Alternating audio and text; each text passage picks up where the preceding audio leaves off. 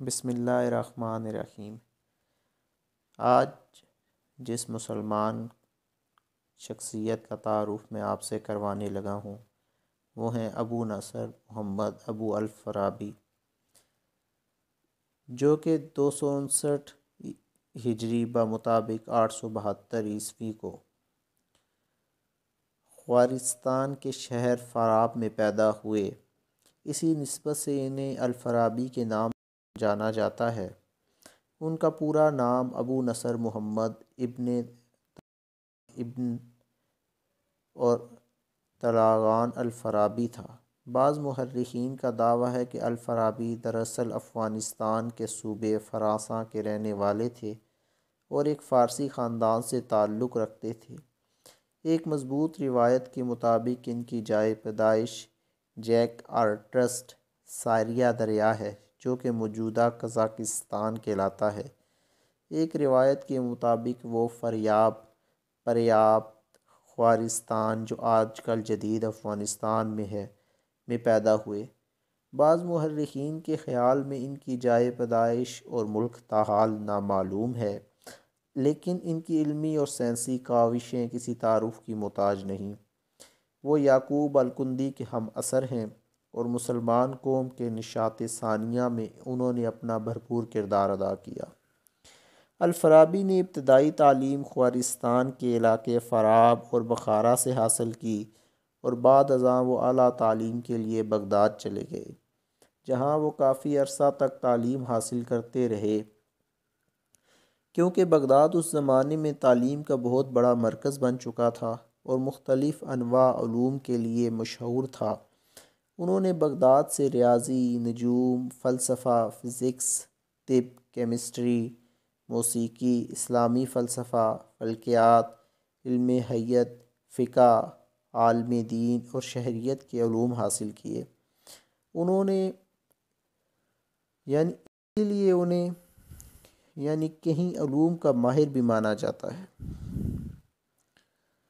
انہوں نے نہ صرف ان علوم کو سیکھا بلکہ ان پر بہت کچھ لکھا بھی، جو آج بھی انگلستان کے سینٹرل لائبریری میں محفوظ ہے۔ اس لیے عربوں نے انہیں دوسرے استاد کا خطاب دیا۔ اہل عرب کا خیال تھا کہ ارسطو کے بعد اگر کوئی عظیم استاد پیدا ہوا ہے تو وہ الفارابی ہے۔ اسی بنا پر اہل عرب نے انہیں دی سیکنڈ ٹیچر کے خطاب سے نوازا۔ الفارابی کی عملی زندگی پر ارسطو کے فلسفے کی گہری چھاپ نظر آتی ہے۔ وہ اطالوی فلاسفر پلاٹون سے بھی بہت متاثر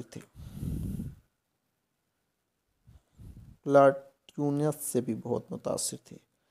افلاطون کے مذہبی فلسفے کے بھی ان کی زندگی پر نمایاں اثرات تھے۔ انہوں نے اپنی زندگی کا بیشتر حصہ بغداد میں گزارا۔ ان کا زیادہ تر وقت بغداد میں عیسائی علماء یوحنا ابن ہیلن، یحییٰ ابن عدن اور ابو اسحاق ابراہیم البغدادی کی صحبت میں گزرا۔ انہوں نے منطق، ریاضی، موسیقی، فلسفہ، نفسیات اور علم تعلیم کا نہ صرف گہرا مطالعہ کیا بلکہ ان پر بہت کچھ لکھا۔ انسانی نفسیات کے بارے میں وہ لکھتے ہیں: ایسا فرد کسی کام کی تکمیل کبھی نہیں کر سکتا اور نہ ہی کسی کام میں اوج کمال حاصل کر سکتا ہے جو معاشرے کے دیگر افراد کے ساتھ مل کر نہ چل سکتا ہو۔ ہر انسان معاشرتی زندگی میں دوسروں پر انحصار کرتا ہے اور یوں وہ ہمیشہ معاشرے کا محتاج ہوتا ہے۔ الفارابی ارسطو کے نظریات سے بہت متاثر تھے اور ارسطو کا کہنا ہے کہ انسان معاشرتی حیوان ہے۔ الفارابی نے معاشرتی اور سیاسی زندگی پر تفصیلاً بحث کی۔ ان کی شورى آفاق کتاب المدینۃ الفضیلہ میں تحریر ہے کہ انہوں نے کس طرح افلاطون اور ارسطو کے مذہبی نظریات سے متاثر ہو کر اپنے نظریے اور فلسفے کی بنیاد ان دونوں کے نظریات پر رکھی۔ اس لیے انہیں افلاطون کا باپ بھی کہا جاتا ہے۔ انہوں نے ارسطو اور افلاطون کے فلسفے کو یکجا کیا اور دونوں میں مشابہت اور اختلاف کو واضح کیا۔ انہوں نے موسیقی پر بہت کام کیا۔ وہ نہ صرف خود ایک بہترین موسیقار تھے بلکہ موسیقی کے قواعد و ضوابط پر مبنی ایک مشہور زمانہ کتاب الموسیقار الکبیر بھی لکھی۔ اس کتاب کو the great book of music بھی کہا جاتا ہے۔ انہوں نے منطق کو سمجھانے کے لیے اسے 2 حصوں میں تقسیم کیا تاکہ سمجھنے والوں کو آسانی ہو۔ ایک حصے کا نام تخیل رکھا جبکہ دوسرے حصے کو ثبوت کا نام دیا۔ جسم اور روح کے بارے میں تحقیق کے لیے انہوں نے افلاطون اور ارسطو کے نظریات 100 سے زیادہ مرتبہ پڑھے اور بالآخر وہ اس نتیجے پر پہنچے کہ جسم فانی ہے اور روح لا فانی ہے، جسم مادی ہے اور روح غیر مادی ہے۔ روح کو اس نے مابعد الطبیعیات کے تناظر میں پیش کیا اور دنیاوی قوانین کے مطابق ایک انسانی جسم کو بعد الموت جزا یا سزا ضرور ملے گی، کیونکہ ایک آدمی دنیا میں کسی کی حق تلفی کرے تو اس کا اسے بدلہ مل کر رہتا ہے۔ انسان اگر کسی کو قتل کرے تو اس کا بدلہ ہے، لیکن بعض اوقات ایسا ہوتا ہے کہ انسان اس دنیا میں بھیانک جرم کے ارتکاب کے بعد بھی بچ جاتا ہے۔ یہ ممکن نہیں کہ وہ سزا سے مطلق بچ جائے۔ اللہ تعالیٰ نے حساب برابر کرنے کے لیے دنیا کے بعد یوم آخرت رکھا ہے، جو کہ عین فطری عمل ہے۔ اگر ایسا نہ ہوتا تو انسان اس دنیا دوسروں کی ہر لحاظ سے حق تلفی کرتا اور یہ دنیا قتل گاہ بن کر رہ جاتی۔ وہ مابعد الطبیعیات کے بارے میں اپنی کتاب رسالۃ الفعل میں بیان کرتے ہیں کہ خدا ایک ایسی ہستی ہے جس کی ذات سے کائنات کی تمام چیزیں اخذ ہوئی ہیں۔ خدا ایک کل ہے اور اس کی بنائی ہوئی تمام چیزیں اس کا جزو ہیں، لہٰذا دنیا کی ہر چیز میں خدا کا ظہور ہے اور ہر چیز خدا کی ذات کا پرتو ہے۔ دنیا کی تمام چیزیں فانی ہیں جبکہ اللہ تعالیٰ کی ذات غیر فانی ہے۔ الفارابی کا فلسفہ افلاطون، ارسطو اور پلاٹینس کے فلسفوں کا مجموعہ ہے۔ الفارابی کے فلسفے میں مابعد الطبیعیات، جو اصل میں افلاطون کا فلسفہ ہے، الفارابی کے فلسفے کی بنیاد بنا۔ یہی وجہ ہے کہ انہیں افلاطونیت کا باپ بھی کہا جاتا ہے۔ اس طرح ان کے فلسفے میں ارسطو کا فلسفہ منطق اور پلوتینیس کا فلسفہ برائے اجرام فلکیات و کائنات بھی شامل ہے۔ فارابی کہتے ہیں کہ دنیا کی ہر وہ چیز، خواہ وہ جاندار ہو یا بے جان، سے ایک حقیقت بالکل واضح ہوتی ہے اور وہ ایک ہی ہے، اس کا نام ہے خدا کی ذات۔ وہی تمام اجسام کا ماخذ ہے، تمام مادی چیزیں اسی نے بنائی ہیں اور اسی خدا کی مرضی اور منشا سے پوری دنیا وجود میں آئی، اسی کے حکم پر پوری کائنات عمل میں آئی۔ الفارابی خدا کو روحانیت کا نام دیتے ہیں۔ یہ بنیادی طور پر ایک خالص سوچ ہے اور جب یہ سوچ حد سے بڑھ جاتی ہے تو دوسری چیزیں خارج از امکان ہو جاتی ہیں۔ پہلے والے عمل کو الفارابی خالص روحانی سوچ کا نام دیتے ہیں، جو کہ غیر مادی ہے اور اس سے ایک دوسری روح جنم لیتی ہے، اور پہلے عمل کو الفارابی نے فرسٹ انٹلیکچل کا نام دیا ہے۔ الفارابی کہتے ہیں کہ ایک روحانی دنیا ہے اور دوسری مادی۔ روحانی دنیا کو وہ انٹلیکچل ورلڈ کا نام دیتے ہیں، اس لحاظ سے روحانی دنیا کا نظام شمسی سے گہرا تعلق ہے۔ چنانچہ سورج، چاند، ستارے اور سیاروں کا روحانی دنیا سے گہرا تعلق ہے۔ روحانی دنیا میں چیزیں فنا نہیں ہوتی۔ روحانی دنیا سے اگر کوئی چیز مادی دنیا میں آ جائے تو وہ ایک دن فنا ہو جاتی ہے، کیونکہ روحانی دنیا غیر فانی ہے اور مادی دنیا فانی ہے۔ انسان اور اس کی عقل روحانی دنیا اور مادی دنیا کے درمیان ایک معلق چیز کا نام ہے۔ الفارابی عقل اور روح کو ایک ہی چیز کے 2 رخ سمجھتے ہیں۔ اس کے بعد انسانی عقل اور روح کی 4 صفات بیان کرتے ہیں۔ وہ 4 صفات مندرجہ ذیل ہیں۔ عقل کی پہلی صفت یہ ہے کہ وہ بعض چیزوں کو پسند کرتی ہے اور بعض کو ناپسند۔ عقل کی پہلی صفت یہ ہے کہ وہ بعض چیزوں کو پسند کرتی ہے اور بعض کو ناپسند کرتی ہے۔ دوسری صفت یہ ہے کہ وہ خواص خمسہ پر مشتمل ہوتی ہے، یعنی انسان کسی چیز کو چھو کر معلوم کر سکتا ہے اور کسی کو دیکھ کر، کسی کو چکھ کر اور کسی کو سن کر معلوم کر سکتا ہے۔ عقل کی تیسری صفت تصور یا تخیل، یعنی کسی چیز کو دیکھنے کے بعد اس کی حیت کو اپنے ذہن میں محفوظ رکھنا ہے۔ عقل کی چوتھی صفت اچھی اور بری چیزوں میں فرق کرنا ہے۔ عقل کی اسی صفت کی بنا پر انسان کو اللہ نے اشرف المخلوقات بنایا۔ یوں انسان عقل سے کام لے کر بڑے بڑے کارنامے سر انجام دے سکتا ہے۔ الفارابی کہتے ہیں کہ عقل کی قوت ایک خالص عقل سے ملتی ہے، اور وہ خالص عقل جب حد سے بڑھ جائے تو وہ دوسرے لوگوں میں تھوڑی تھوڑی تقسیم ہو جاتی ہے۔ جب خالص عقل کی شعاعیں ہوتی ہیں تو اس سے عقل خارج ہوتی ہے۔ اسی عقل کی بنا پر ہم خدا کے قریب تر چلے جاتے ہیں۔ تصوراتی دنیا کو ہم اسی بنا پر سمجھتے ہیں۔ اس تصوراتی دنیا کو الفارابی کہتے ہیں کہ یہ ایک فلاسفر کا بنیادی فرض ہے کہ وہ ریاست کو بتائے کہ اچھا کیا ہے اور برا کیا ہے، اور ریاست کا کام یہ ہے کہ معاشرے میں خوشی لائے، اور خوشی لوگوں کی آمدنی بڑھا کر اور ان کے جان و مال کی حفاظت کر کے فراہم کی جا سکتی ہے۔ اس کا مطلب یہ ہوا کہ ریاست کے حکمران کو فلاسفر ہونا چاہیے جس کو اچھے اور برے کی تمیز ہو، تاکہ معاشرے میں خوشیاں پھیلیں پھولیں، اور یہ کام صرف ایک فلاسفر ہی کر سکتا ہے۔ ایک ریاست کا اصل کام لوگوں کو خوشیاں دینا ہے۔ افلاطون نے اپنی کتاب ریپبلک میں بھی یہی لکھا ہے۔ فلاسفر کے پاس عقل ہوتی ہے، اور عقل کی بنیاد پر وہ اچھے اور برے میں تمیز کر سکتا ہے۔ لہٰذا فلاسفر کا اولین کام یہ ہے کہ وہ ریاست کو بتائے کہ یہ کون سا کام اچھا ہے اور کون سا کام برا۔ الفارابی نے افلاطون کی ریپبلک کے تصور پر جامع تبصرہ لکھا ہے جس کا نام المدینۃ الفضیلہ ہے۔ الفارابی کہتے ہیں کہ افلاطون نے حضور صلی اللہ علیہ وآلہ وسلم کی قائم کردہ ریاست مدینہ کا ذکر اپنی ریپبلک میں کیا ہے۔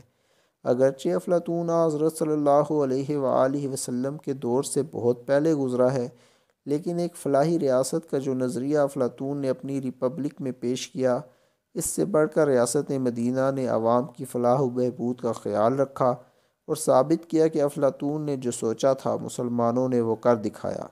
اس تناظر میں حضرت محمد صلی اللہ علیہ وآلہ وسلم کی قائم کردہ خلافت مدینہ ایک فلاحی ریاست کی بہترین مثال تھی۔ حضور صلی اللہ علیہ وآلہ وسلم نبی آخر الزماں ہونے کے ساتھ ساتھ ایک بہت بڑے فلاسفر بھی تھے۔ آپ صلی اللہ علیہ وآلہ وسلم کو دنیا کے تمام علوم پر ملکہ حاصل تھا۔ انہوں نے ایک خوشحال معاشرے کی بنیاد رکھی۔ الفارابی کے سیاسی فلسفہ کے مطابق ریاست کا حکمران فلاسفر ہونا چاہیے تاکہ وہ ایک خوشحال معاشرے کی ریاست کی بنیاد رکھ سکے۔ یہ تصور افلاطون نے اپنی کتاب ریپبلک میں پیش کیا۔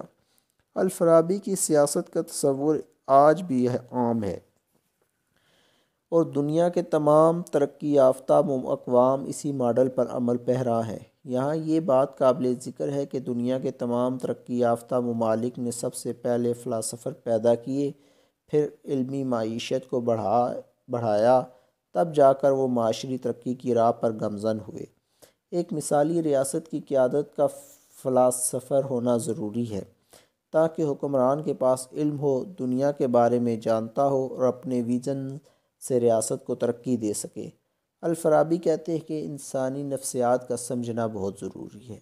معاشرے میں کیسے رہنا ہے، معاشرہ کیسے چلتا ہے، دوستی اور دشمنی کیسے جنم لیتی ہے، اس میں کوئی شک نہیں کہ معاشرہ انسان کی بنیادی ضرورت ہے۔ ارسطو نے انسان کو معاشرتی حیوان کہا ہے کیونکہ فرد کا معاشرے کے بغیر ترقی کرنا ناممکن ہے، بلکہ زندہ رہنا ہی مشکل ہے۔ اس کو ہمیشہ دوسروں کے سہارے کی ضرورت ہوتی ہے۔ ریاست پر تبصرہ کرتے ہوئے الفارابی کہتے ہیں کہ ریاستیں دو طرح کی ہوتی ہیں۔ ایک ریاست وہ ہے جس کے حکمران کو علم ہوتا ہے کہ شہریوں کو کیسے خوشحال بنایا جائے، کس طرح ریاست کو محفوظ بنایا جائے۔ حکمران کو علم ہوتا ہے کہ اچھائی کیا ہے اور برائی کیا ہے، لیکن وہ جان بوجھ کر ریاست کو ان کے اصولوں پر چلانا نہیں چاہتے۔ الفارابی کہتے ہیں کہ ایسے حکمران بدمعاش ہوتے ہیں۔ ایسے حکمران بنیادی طور پر بیوقوف، جذباتی اور تنگ نظر ہوتے ہیں، اور خرابی ان کے خون میں شامل ہوتی ہے۔ دوسری ریاست وہ ہے کہ جس کے حکمران کو یہ علم نہیں ہوتا کہ اچھائی اور برائی کیا ہے، اور ایک فلاحی ریاست چلانے کے اصول کیا ہیں، اور ریاست میں خوشحالی اور تبدیلی کیسے لائی جائے۔ ایسے حکمرانوں کو نالائق کہا جاتا ہے۔ الفارابی نے اپنے علم کی بنیاد پر خواب کی تعبیر کی تشریح و توضیح کی ہے۔ الفارابی کہتے ہیں کہ جو کام ہم دن کو کرتے ہیں وہ ہمارے لاشعور میں رچ بس جاتے ہیں، اور عالم خواب میں وہی کام ہمارے سامنے ایک سکرین پر چلنا شروع ہو جاتے ہیں۔ الفارابی کا خیال ہے کہ خواب اس روحانی زندگی کے عکاس ہیں جو دراصل مرنے کے بعد شروع ہوتی ہے، کیونکہ خواب میں مرے ہوئے لوگوں سے باتیں کرنا اور ان کے نظریات اس بات کی عکاسی کرتے ہیں کہ روح زندہ ہوتی ہے، اور مرے ہوئے لوگوں کی ارواح سے ہم رابطے میں رہتے ہیں۔ اس سے ثابت ہوتا ہے کہ موت کے بعد ایک دوسری دنیا بھی ہے جہاں تمام روحیں رہتی ہیں، اور اسلام میں اس دنیا کو عالم برزخ کہتے ہیں۔ انسان کے مرنے کے بعد روح وہاں چلی جاتی ہے جہاں قیامت تک رہیں گی، کیونکہ روح غیر فانی ہوتی ہے۔ الفارابی اسے روحانی زندگی کا نام دیتے ہیں۔ ان کا خیال ہے کہ خواب میں انسان روحانی دنیا میں چلا جاتا ہے، جہاں پہلے سے موجود ارواح سے ہماری روحیں ہم کلام بھی ہوتی ہیں اور انہیں پہچانتی بھی ہیں۔ یوں وہ خواب کی تشریح روحانی اور سائنسی دونوں طریقے سے کرتے ہیں۔ الفارابی نے موسیقی پر بہت کچھ لکھا ہے۔ وہ خود بھی ایک اعلیٰ پائے کے موسیقار تھے۔ ان کی کتاب کا نام کتاب الموسیقی ہے۔ انہوں نے موسیقی کو روح کی غذا کہا ہے۔ وہ کتاب الموسیقی میں لکھتے ہیں کہ موسیقی دماغ، عقل اور روح کو صحت مند رکھتی ہے، اس لیے وہ بھی ساز بجاتے تھے۔ وہ موسیقی کے نظریے اور بنیاد کو جانتے تھے۔ دلچسپ بات یہ ہے کہ وہ موسیقی کو علاج معالجے کے لیے بھی استعمال کرتے تھے۔ ان کا خیال تھا کہ موسیقی صحت مند دماغ اور روح کے لیے ضروری ہے۔ ایک صحت مند روح اور دماغ والا انسانی معاشرے میں اہم کردار ادا کر سکتا ہے۔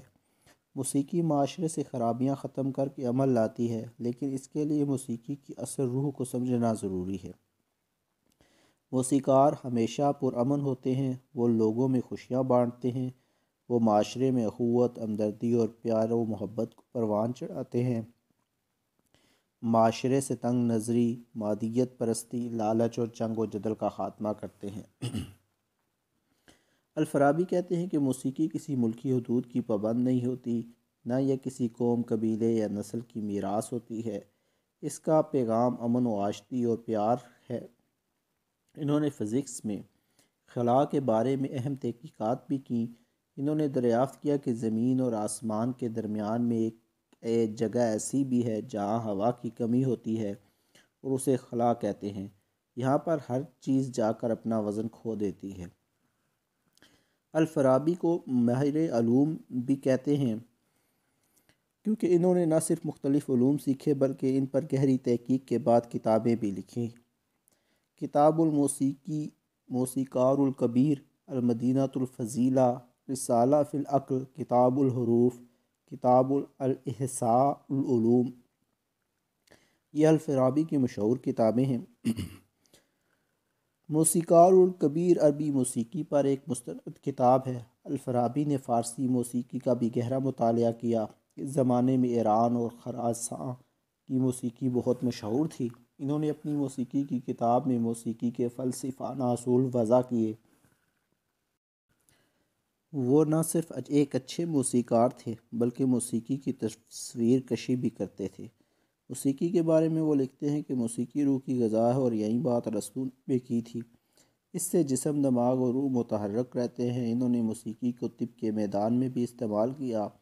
ان کی ایجاد کردہ موسیقی کے رموز و اوقاف آج بھی سکھائے جاتے ہیں۔ کتاب المدینۃ الفضیلہ سیاست پر لکھی گئی ایک جامع کتاب ہے۔ اس کتاب میں الفارابی لکھتے ہیں کہ بہترین ریاست وہ ہے جس کا حکمران دنیا کے علوم سے باخبر ہو اور ریاست میں خوشحالی لائے۔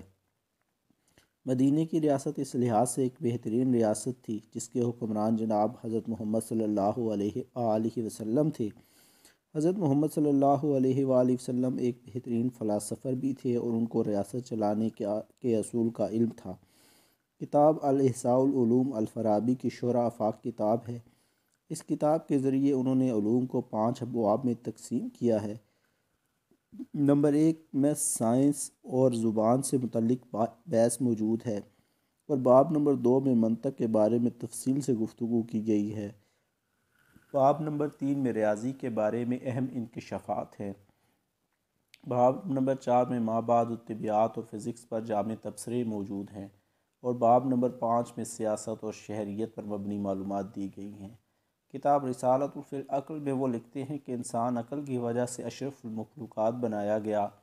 اسی عقل کی وجہ سے انسان خدا کے نزدیک چلا جاتا ہے، اچھے برے کی تمیز کر سکتا ہے۔ دنیا کی 2 اقسام ہیں، ایک روحانی اور دوسری مادی دنیا۔ روحانی دنیا کا ہمیں عقل ہی کے ذریعے ادراک ہوتا ہے۔ زندگی کے آخری ایام میں انہوں نے معلمی کا پیشہ اختیار کیا۔ انہوں نے اپنی زندگی میں بے شمار نشیب و فراز دیکھے۔ بڑھاپے میں ان پر مشکلات کے پہاڑ ٹوٹ پڑے اور وہ مالی طور پر غریب و لاچار ہو گئے۔ انہوں نے ساری عمر شادی نہیں کی۔ کنوارا رہنے کی وجہ سے بڑھاپے میں ان کا کوئی سہارا نہیں تھا۔ یہی وجہ ہے کہ بیماری کے دوران ان کا کوئی پریساں حال نہیں تھا۔ اس کمپسری کے عالم میں بیمار رہنے کے بعد وہ مر گئے۔ اسلامی دنیا کی یہ قابل فخر ثبوت جو بیک وقت فلاسفر، ماہر نجوم، طبیب، موسیقار، ریاضی داں، ماہر نفسیات اور ماہر سیاسیات تھے۔ ایک روایت کے مطابق 14 دسمبر 950 اور ایک روایت کے مطابق 12 جنوری 951 کو شام کے شہر دمشق میں 80 سال کی عمر میں وفات پا گئے۔ ان کی وفات کے بارے میں روایات میں 1 سال کا فرق آتا ہے، تاہم ایک بات طے ہے کہ وہ شام کے شہر دمشق میں فوت ہوئے اور وہیں پر مدفون ہیں۔ اللہ تعالیٰ ان کے درجات کو بلند فرمائے اور انہیں جنت میں اعلیٰ مقام نصیب فرمائے۔ اللہ میرا اور آپ کا حامی و نگہباں ہو۔